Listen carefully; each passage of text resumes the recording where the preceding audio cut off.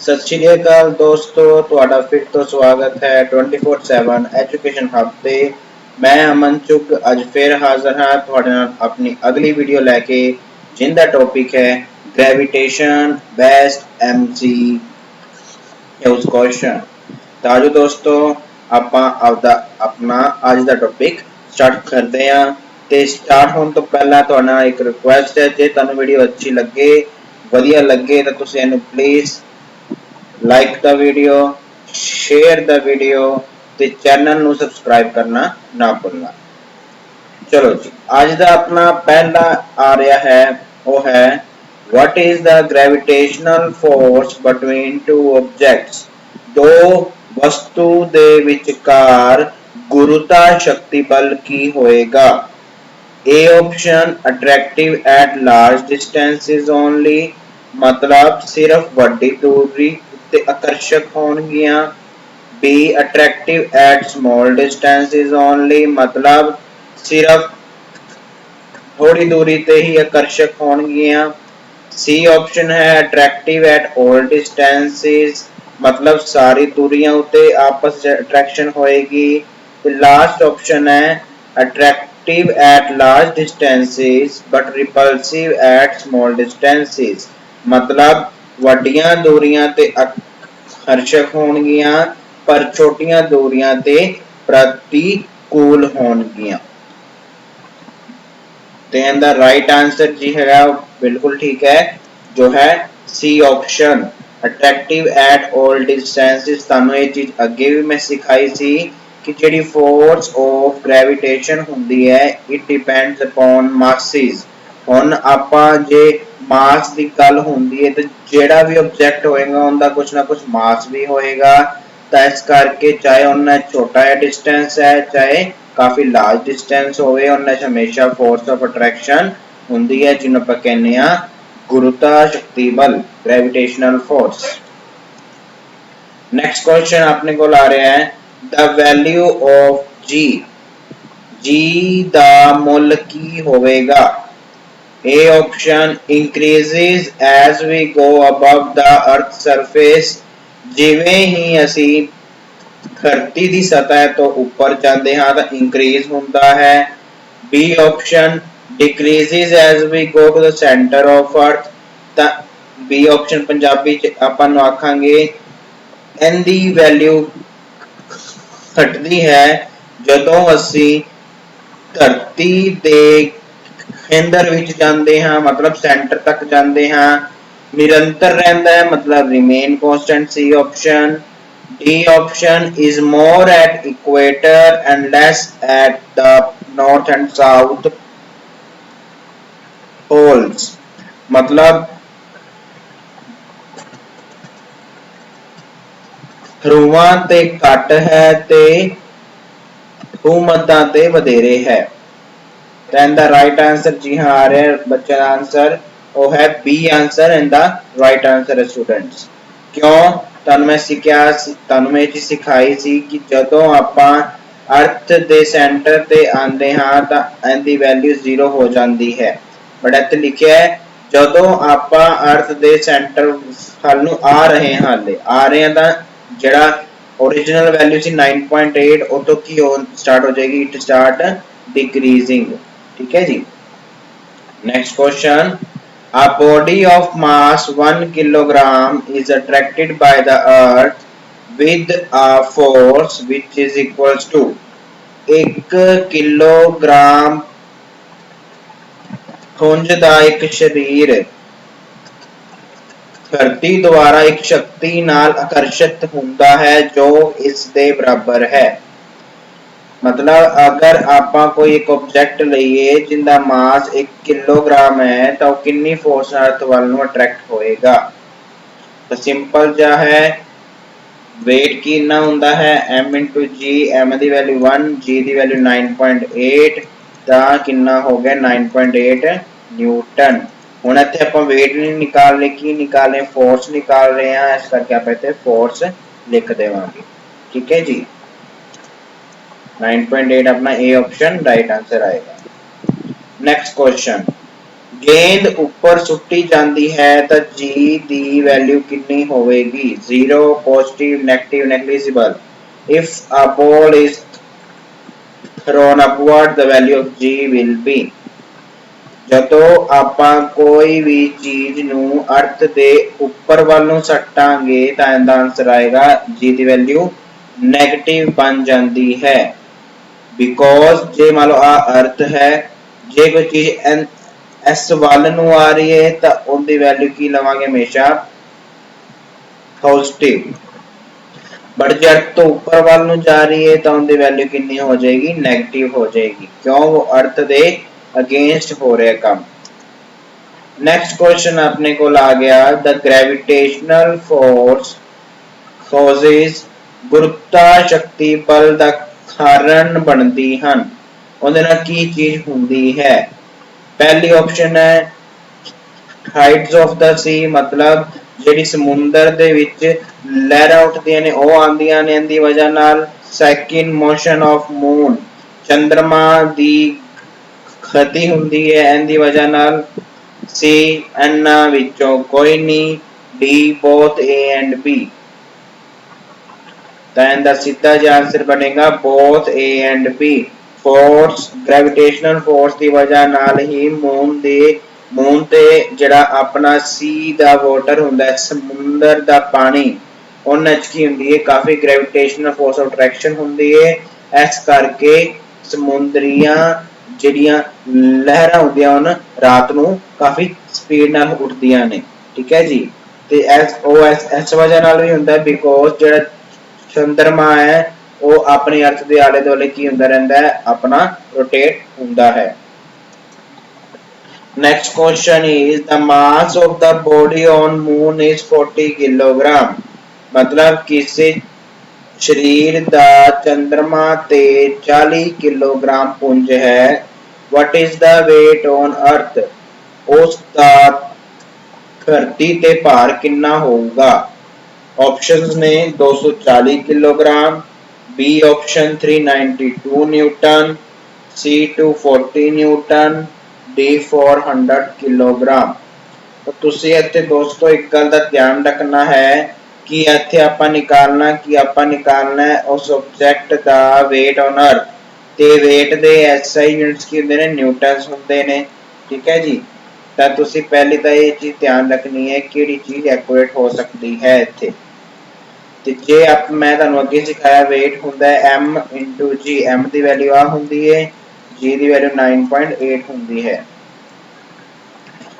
ਬਿੰਦੂ ਹਟਾਵਾਂਗੇ ਨੀਚੇ ਆਏਗਾ 1 0 ਦੇ ਨਾਲ 1 0 ਕੱਟੇਗੀ। 98 into 4 8 गुणा 4 32 ਤੇ ਉੱਪਰ 3 ਉੱਪਰ ਆ ਗਿਆ। 9 ਚੌਕਾ 36 ਤੇ 3 39। ਤਾਂ B ਆਪਸ਼ਨ ਇਹਦਾ ਰਾਈਟ ਆਂਸਰ ਸਿੱਧਾ ਜਿਹਾ ਬਣ ਜਾਏਗਾ। ਇੱਥੇ ਮਿਸਟੇਕ ਨਾਲ ਤੁਹਾਡੇ ਕੋਲ ਆ ਗਿਆ D, ਇੱਥੇ ਦਾ ਆਂਸਰ ਆਏਗਾ B ਆਪਸ਼ਨ। ਠੀਕ ਹੈ ਜੀ। ਨੈਕਸਟ ਕੁਐਸਚਨ ਹੈ the gravitational force between two objects is F। ਦੋ ਵਸਤੂਆਂ ਵਿਚਕਾਰ ਗੁਰੂਤਾ ਸ਼ਕਤੀ ਬਲ F ਹੈ। if masses of both the objects are half without altering the distance between them। ਜੇ ਦੋਵਾਂ ਵਸਤੂਆਂ ਦੇ मासेस मतलब खुंजा नू अद्धा मान लिया जावे अगे नालों ते इहदे विच जिहड़ा डिस्टेंस है उन्नू कोई भी आपां छेड़छाड़ नहीं कीती जांदी तां गुरुत्वा शक्ति बल कितनी होवेगी? ठीक है जी।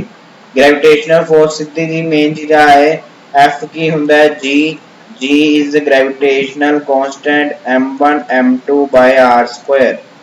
वो कहता जे m1 m2 हुन m/2 आपा हो जावन, m1 ਨੂੰ ਆਪਾਂ m1/2 ਲਿਖ ਦਈਏ, m2 ਨੂੰ ਆਪਾਂ m2/2 ਲਿਖ ਦਈਏ ਤਾਂ ਫੋਰਸ ਤੇ ਕੀ ਅਸਰ ਪਵੇਗਾ? ਜੇ r ਦੀ ਵੈਲਿਊ ਕਿੰਨੀ ਰੱਖੀਏ? ਸੇਮ ਰੱਖੀਏ ਤਾਂ ਸਿੰਪਲ ਜੀ ਗੱਲ ਦੇਖੋ g ਵੀ ਕੀ ਹੁੰਦਾ ਹੈ? ਸੇਮ ਹੁੰਦਾ ਹੈ, ਗ੍ਰੈਵਿਟੇਸ਼ਨਲ ਕਾਂਸਟੈਂਟ ਹੈ, n ਦੀ ਫਿਕਸ ਵੈਲਿਊ ਹੈ।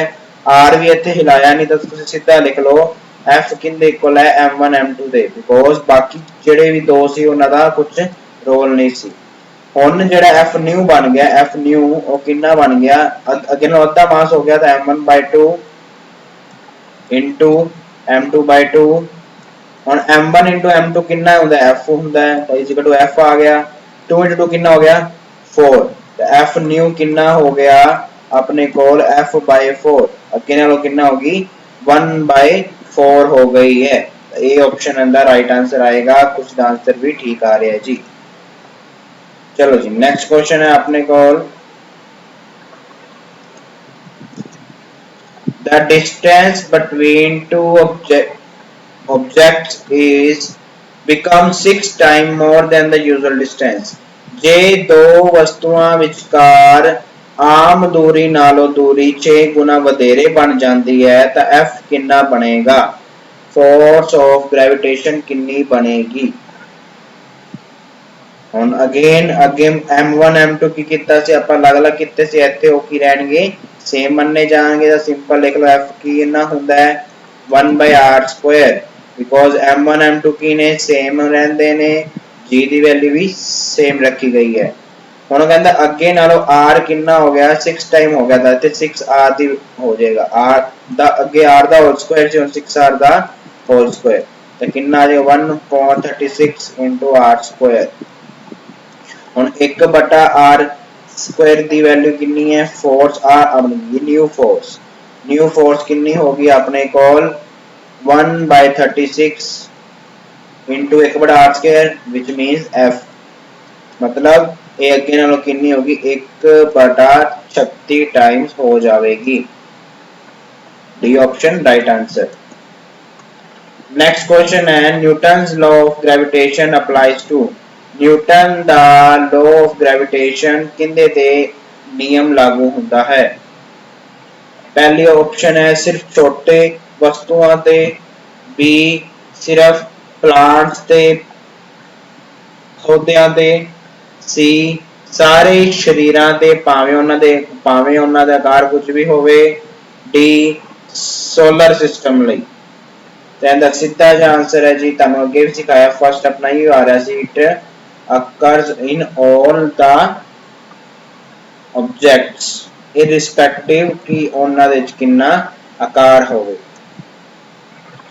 next earth and moon are attracted to each other by gravitational force ਧਰਤੀ ਅਤੇ ਚੰद्रमा ਗੁਰਤਾ ਸ਼ਕਤੀ ਬਲ ਦੁਆਰਾ ਇੱਕ ਦੂਜੇ ਵੱਲ ਆਕਰਸ਼ਿਤ ਹੁੰਦੇ ਹਨ ਨਿਕਾਲਣਾ ਕੀ ਹੈ the earth attracts the moon with the force that is मतलब धरती एक शक्ति नाल चंद्रमा नु आकर्षित करती है जो उस नालों की है जो ए ऑप्शन है चंद्रमा तो ज्यादा है that is it is more than exerted by moon B option चंद्रमा जिन्नी ओनी जिन्नी है same as that exerted by moon सी चंद्रमा तो घट है less than exerted by moon D उस नाल संबंधित नहीं जो चंद्रमा द्वारा लगाई जाती है मतलब इट इज जिन्नी फोर्स अर्थ लगाती है उनका कोई भी लिंक नहीं not related to exerted by the moon कहना सीधा जो आंसर है जो है अपना बी ऑप्शन चंद्रमा जिन्नी force equal and opposite gravitational force लगती है ठीक है जी। Next question choose the correct unit for relative density among the following हेठ लिखिया विचों संबंधित घनता लई एक सही इकाई दी चोन की होवेगी किलोग्राम पर सेंटीमीटर यूनिट लेस किलोग्राम पर सेंटीमीटर सेम आगे जी लास्ट किलोग्राम पर सेंटीमीटर क्यूब दैन दा सीधा जी आंसर बिकॉज तुहानू सिखाया सी जे ते कल्ला अपने कोल रिलेटिव वर्ड हट जांदा मतलब आपां नू इकल्ली डेंसिटी दी ऐसे यूनिट निकालनी होंदी तो उनका आंसर आना सी किलोग्राम पर मीटर क्यूब बट इत्थे आपां निकालना की है रिलेटिव डेंसिटी की हुंदी है और की हुंदी है डेंसिटी ऑफ ऑब्जेक्ट ऊपर भी डेंसिटी किंदी ऑब्जेक्ट दी नीचे हुंदा है डेंसिटी ऑफ वाटर ठीक है जी ऊपर भी सेम चीज नीचे भी सेम चीज इस करके कोई भी ऐसे यूनिट नहीं होंगे कि होएगा यूनिट लेस होएगा। नेक्स्ट अपने को आ रहा है बी ऑप्शन है right answer C The school bags are generally provided with broad strips because मतलब कि स्कूल बैग आम तौर ते छोटी पट्टियां नाल प्रदान किए जाते हैं मतलब जितों आप जेड़ी चीज अपने शोल्डर्स ते आंदी है उस चीज का आजकल साइज काफी इंक्रीज हो जाता है क्यों होता है ऑप्शन है it will exert more force on the shoulders of the child ਇਹ ਬੱਚੇ ਦੇ ਮੋਢੇ ਤੇ ਵਧੇਰਾ ਜ਼ੋਰ ਦੇਵੇਗਾ it will exert less pressure on shoulder of child ਇਹ ਬੱਚੇ ਦੇ ਮੋਢੇ ਤੇ ਘੱਟ ਦਬਾਅ ਪਾਏਗਾ it has become a trend among the students ਇਹ ਵਿਦਿਆਰਥੀਆਂ ਦੇ ਵਿੱਚ ਇੱਕ ਰੁਝਾਨ ਬਣ ਗਿਆ ਹੈ d it will exert more pressure ਇਹ ਹੋਰ ਦਬਾਅ ਪਾਏਗਾ ਸਾਨੂੰ ਸਿਖਾਇਆ ਸੀ एंड द आंसर पहले मैं ਤੁਹਾਨੂੰ ਆ ਦਿਆਂ ਉਹ ਹੈ बी ऑप्शन राइट आंसर है ਤੁਹਾਨੂੰ ਇਹ ਚੀਜ਼ ਸਿਖਾਈ ਗਈ ਸੀ ਕੀ ਚੀਜ਼ कि force is inversely proportional to area sorry P is inversely proportional to area P बोले तो प्रेशर ਹੁੰਦਾ है force per unit area ठीक है जी तो P area ਦੇ ਇਨਵਰਸਲੀ ਹੈ ਜੇ ਕੋਈ ਚੀਜ਼ ਐਡੀ ਵੱਡੀ ਰੱਖੀ ਜਾਏਗੀ ਤਾਂ ਏਰੀਆ ਵੱਧ ਜਾਏਗਾ ਏਰੀਆ ਵਧੇਗਾ ਤਾਂ P ਦੀ ਵੈਲਿਊ ਘਟੇਗੀ ਤਾਂ it ਐਗਜ਼ਰਟ less pressure on the shoulder of the child. Next question आंदा है value of quantity capital G मतलब gravitational constant in the law of gravitation is called किंदे ते dependent ਹੁੰਦੀ ਹੈ ਗੁਰੂਤਾ ਸ਼ਕਤੀ ਦੇ ਨਿਯਮ ਵਿੱਚ ਮਾਤਰਾ ਕੈਪੀਟਲ G ਦਾ ਮੁੱਲ ਕੀ ਹੋਵੇਗਾ ਸਿਰਫ it only depends upon mass of earth only सिर्फ धरती दे पुंज ते निर्भर करता है second option depend upon radius of earth only सिर्फ धरती दे घेरे ते निर्भर करता है see depends on both mass and radius धरती दे पुंज अते घेरे उत्ते निर्भर इकट्ठियां ते हुंदा है independent of mass and radius धरती दे पुंज अते घेरे तो स्वतंत्र है पहला सही ऑप्शन बनेगा जो है D option independent of mass and radius आपका क्या सी जी किंदे ते डिपेंड हुंदा है जी डिपेंड हुंदा है f into r square by m1 m2 ठीक है जी दो ऑब्जेक्ट्स दे विचकार हुन ए जरूरी नहीं हो अर्थ जे अर्थ दी निकालांगे तो अर्थ दे मास ते होएगा बिकॉज़ ਇੱਥੇ कुछ ऐसा नहीं लिखा गया तो आप लिखेंगे independent of mass of earth next question है boy is whirling a stone tied with a string in a horizontal circular path as shown in the following figure हेठ चित्र ਵਿੱਚ ਦਰਸਾਇਆ ਗਿਆ ਹੈ ਕਿ ਇੱਕ ਲੜਕਾ ਇੱਕ ਖਤੀਜੀ ਗੋਲ ਚੱਕਰ ਵਿੱਚ ਇੱਕ ਤਾਰ ਨਾਲ ਬੰਨੇ ਪੱਥਰ ਨੂੰ घुमा ਰਿਹਾ है जिस तर पत्थर ਨੂੰ छोड़ देवे तक किधर जाएगी if the string breaks the stone देखो ये जी एग्जांपल ਹੁੰਦੀ ਛੋਟੇ ਹੁੰਦੇ ਆਪਾਂ ਕੀ ਕਰਦੇ ਸੀ ਆਪਦੇ ਕੋਈ ਰੱਸੀ ਨਾਲ ਕੋਈ ਚੀਜ਼ ਨੂੰ ਲਗਾ ਕੇ ਉਹਨੂੰ ਉੱਪਰ ਵੱਲ ਨੂੰ ਕੀ ਕਰਦੇ ਗੋਲ ਗੋਲ ਘੁਮਾਉਂਦੇ ਸੀ ਬਟ ਜਦੋਂ ਉਹ ਚੀਜ਼ ਉਹਦੇ ਨਾਲੋਂ ਅਲੱਗ ਹੋਏਗੀ ਤਾਂ ਕੀ ਹੋਵੇਗਾ it will move along a straight line towards the center of circular path मतलब अंदर ਨੂੰ ਵੱਲ ਨੂੰ ਆਏਗਾ second है will move along straight line tangential to circular path मतलब ਇਹਦਾ ਦੇਖੋ ਇਹ ਜੀ ਲਾਈਨ ਜਿਹੜੀ ਸਿਰਫ ਸਰਕਲ ਦੇ ਇੱਕ ਹਿੱਸੇ ਦੇ ਮਿਲਦੀ ਹੋਵੇ ਉਸ ਲਾਈਨ ਨੂੰ ਆਪਾਂ ਕਹਿੰਦੇ ਆ tangent line ठीक है next question है will next option है sorry will move along a straight line perpendicular to circular path जो है तब मूव हो रहा है तो मतलब ऊपर वाला निकलेगा will continue to move in circular path वो सर्कुलर मार्ग ते ही चलता रहेगा then that's बिल्कुल सही ऑप्शन है बी ऑप्शन ਜਦੋਂ ਕੋਈ ਚੀਜ਼ ਨਾਲ ਆ ਚੀਜ਼ ਉਤਰੇਗੀ ਤਾਂ ਇਹ ਐਦਾਂ ਕੀ ਕਰੇਗਾ ਇੱਕ ਸਟ੍ਰੇਟ ਲਾਈਨ ਦੇ ਵਿੱਚ ਮੂਵ ਕਰੇਗਾ ਜੋ ਲਾਈਨ ਕੀ ਹੋਏਗੀ ਇਟ ਵਿਲ ਗਿਵ ਦਾ ਇਹੋ ਜੀ ਲਾਈਨ ਜਿਹੜੀ ਸਰਕਲ ਦੇ ਇੱਕ ਪੁਆਇੰਟ ਤੇ ਮਿਲਦੀ ਹੈ ਉਸ ਲਾਈਨ ਨੂੰ ਆਪਾਂ ਕਹਿੰਦੇ ਆ ਟੈਂਜੈਂਟ ਲਾਈਨ ਤੇ ਇਹਦੇ ਨਾਲ ਕੀ ਚੀਜ਼ ਮਿਲਦੀ it gives the direction of the object ਠੀਕ ਹੈ ਜੀ ਇਹਦੇ ਤੋਂ ਉਹਦੀ सर्कुलर पाथ विच इस टाइम किस डायरेक्शन इच उनका भी पता लगता है नेक्स्ट क्वेश्चन है the force of attraction between two unit point masses separated by unit distance ਇਕਾਈ ਦੀ ਦੂਰੀ ਨਾਲ ਵੱਖ ਹੋਏ ਦੋ ਯੂਨਿਟ ਬਿੰਦੂਆਂ ਦੇ ਵਿਚਕਾਰ ਖਿੱਚ ਦਾ ਜ਼ੋਰ ਕਿਹਾ ਜਾਂਦਾ ਹੈ। डैश ऑप्शन ग्रेविटेशनल पोटेंशियल मतलब ध्रुवता संभावना, एक्सेलरेशन ड्यू टू ग्रेविटी गंभीरता कारण प्रवेग, ग्रेविटेशनल फील्ड गुरुत्वा क्षेत्र, डी यूनिवर्सल ग्रेविटेशनल कांस्टेंट सर्वव्यापी गुरुत्वा निरंतरता। तो इनका बिल्कुल सही आंसर होएगा वो है अपने को जो है D option universal gravitational constant. क्यों? F is equals to G m1 m2 by r square। जे वो कहंदे मासिस ਆਪਾਂ ਕਿੰਨਾ ਲੈ ਲਈਏ ਤੇ r ਦੀ ਵੈਲਿਊ ਕਿੰਨਾ ਲੈ ਲਈਏ 1 ਲੈ ਲਈਏ। ਹੁਣ ਤੁਸੀਂ ਕਹੋਗੇ ਸਰ 1 ਤਾਂ ਲਿਖਿਆ ਨਹੀਂ ਬਟ ਸਟੂਡੈਂਟਸ ਜਿੱਥੇ ਆ ਵਰਡ ਲਿਖਿਆ ਦਾ ਮਤਲਬ 1 ਹੁੰਦਾ ਹੈ। ਠੀਕ ਹੈ ਜੀ, ਜਿੱਥੇ ਲਿਖਿਆ ਆਵੇ यूनिट मास मतलब 1 किलोग्राम मास। ठीक है जी, तो m ਦੀ ਵੈਲਿਊ 1 ਪੁੱਟ ਕਰਤੀ ਹੈ, m ਦੀ ਵੀ ਇੱਕ ਵੈਲਿਊ ਆਂਦੀ ਹੈ 1 ਤਾਂ 1 ਦਾ 1 ਹੀ ਬਸ ਰਹਿ ਗਿਆ f ਇਜ਼ ਕੀ ਬਣ ਗਿਆ g। तो उस टाइम जितनी फोर्स है वो कितने इक्वल है capital G that is universal gravitational constant. अगला क्वेश्चन अपने को आ रहा है weight of an object at the centre of earth of R radius is. धरती दे सेंटर ते केंद्र ते वस्तु दा भार कितना होगा जे उनका r रेडियस है धरती का। ऑप्शन 0 बी इनफिनाइट अनंत, C r times the weight of object at the surface of earth मतलब धरती की सतह ते भार दा r गुना। अगला 1 by r स्क्वायर टाइम्स मतलब की है धरती की सतह उत्ते 1 बटा r स्क्वायर गुना भार। तो सीधा आंसर है 0 ए ऑप्शन तानु सिखाया है। और g at centre of earth is 0 तब g 0 ता जेड़ा वेट है वो भी 0।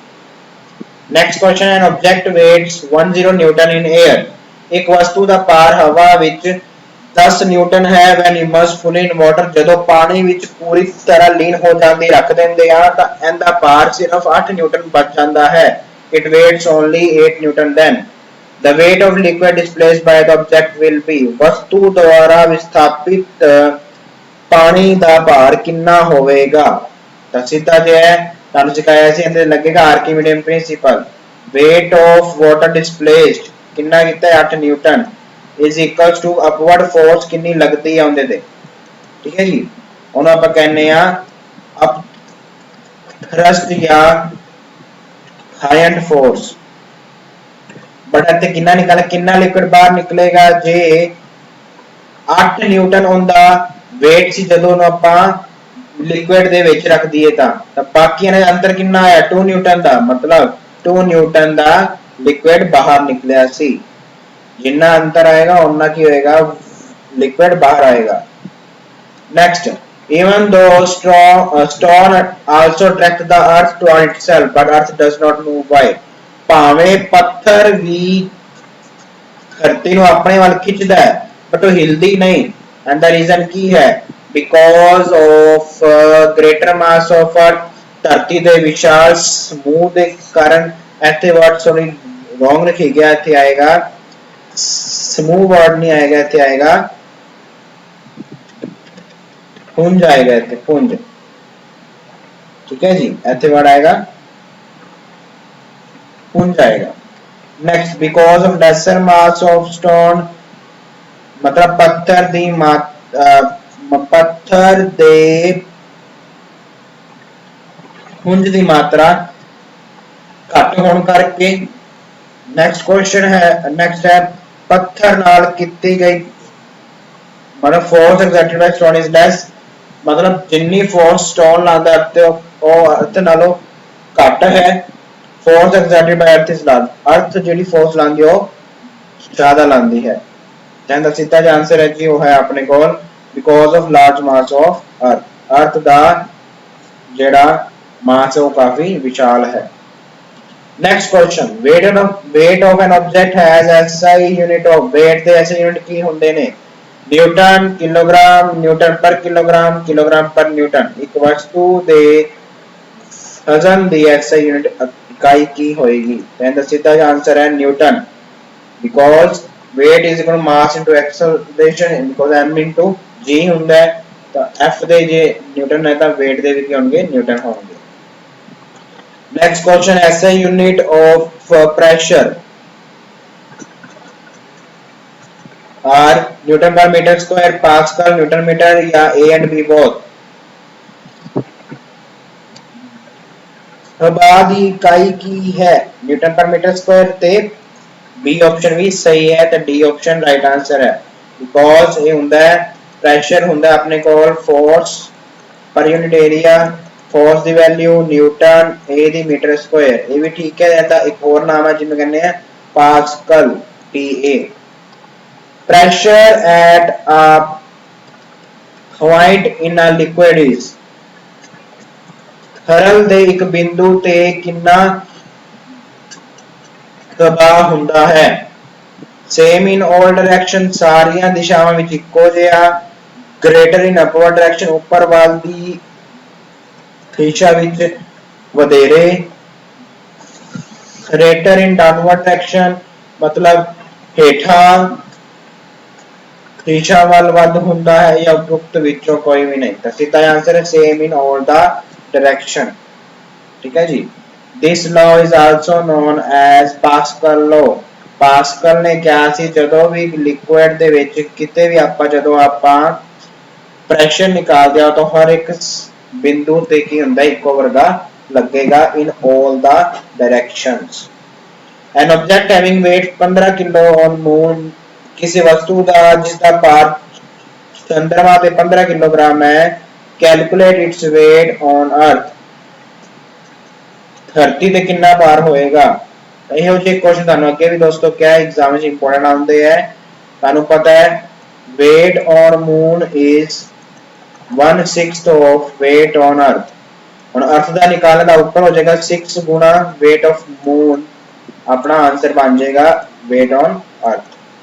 तो देखो 6 गुना कितना दिता है weight on moon है 15 kg, 15 गुना 6 90 किलो अपना राइट आंसर। जी हाँ बिल्कुल ठीक आंसर आए ने आज फिर। तो ऐसा ही रिस्पॉन्स रखो बच्चों। आप मिलते हैं अपने अगली वीडियो दे विच। Thank you so much, see you, tata, bye bye.